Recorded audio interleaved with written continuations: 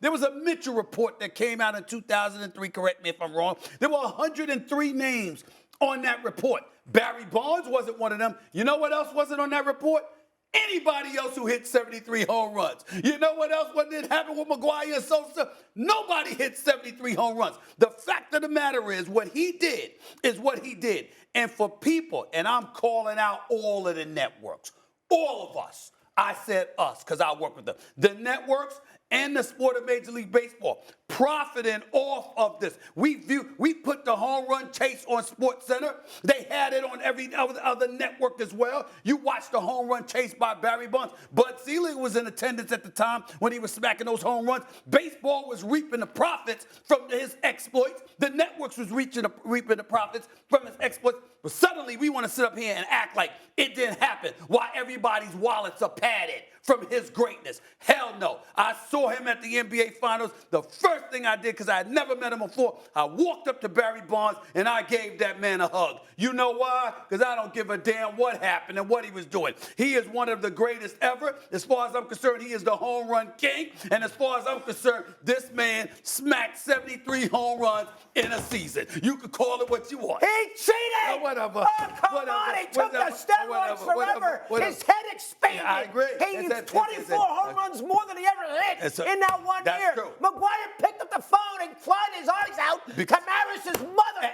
Wife, hey, I'm sorry I cheated after he took everybody's hands. You're nuts. You're crazy. This man is the home run king. Judge hit the 62. Hey, and I'll tell you something else. You say what you want. Give Maris all the credit in the world.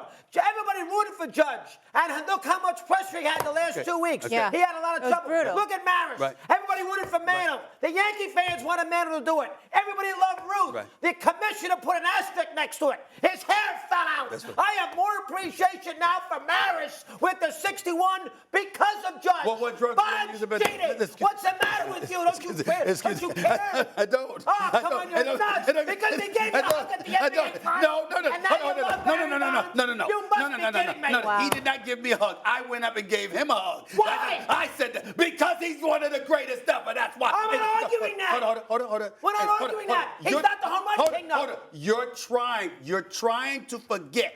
My point is this. I'm not trying to take anything away from Judge. Let's celebrate him if you want to sit up there and look at Barry Bonds and say he was this great, but there's an asterisk next to him. But there are too many people, maybe not you, but there are too many people in this world that are trying to act like the man never existed, but they reap so many benefits off of the greatness of Barry Bonds. I'm not taking anything away from Judge. You want to celebrate him for the single season home run record? There's no asterisk next to his name. I'm down for it. What I'm saying is, what I'm not going to allow is for us to walk around and act like we just summarily dismissed the greatness that Bonds put on display for 2 decades. I'm not letting it happen. And if that means that I have to sit up here and even compromise the level of celebration and euphoria that Aaron Judge so richly deserves, and I'm not questioning that one bit. He deserves it. But I am not going to let people forget about the greatness of Barry Bonds when you sat up there and exploited him and profited off of him, but then you want to sit back and forget that. No,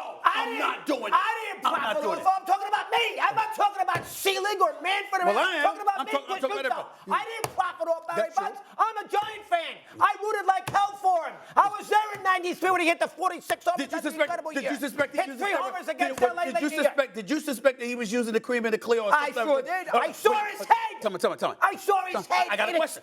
I got a question. That's so you don't believe he cheated, Stephen? Of course he does. Of course I believe that. Of course I believe that. Well, you were saying if it happened. No, allegedly. Oh, yeah, you weren't saying this definitively. Oh, nonsense, allegedly. I believe it. Well, I'm just telling you what they say. Well, I want to know what you think. Is there any concrete evidence? I mean, all I'm trying to say is we sit here every day talking about plausible deniability, right? Why can't I use it? All I'm saying to you is this. At the end of the day, you celebrated him, and that's why I brought that up, because you're a Giants fan. You suspected that he was using steroids. Were you celebrating him anyway when he was hitting those home runs for your team? Yes or no? 0-2, yes. When he broke the record, no. Because 0-2, I wanted to give him the benefit of the doubt because the Giants got to the World Series. That's why. Hold on. Oh, you just made me laugh. That's why. You just made me laugh. Because the Giants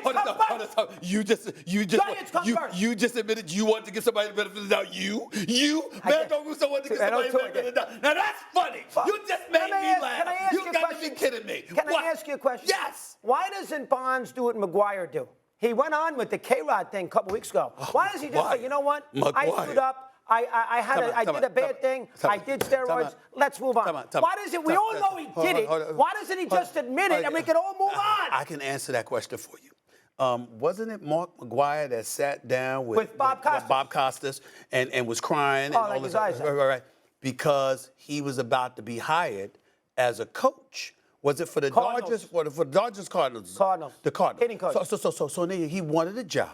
And he was coming back in Major League Baseball, and that's why he did that. So when you're talking about crying your eyes out, you just gonna forget that he had an agenda. So you don't think McGwire did it out of the good conscience of his heart? Hell no!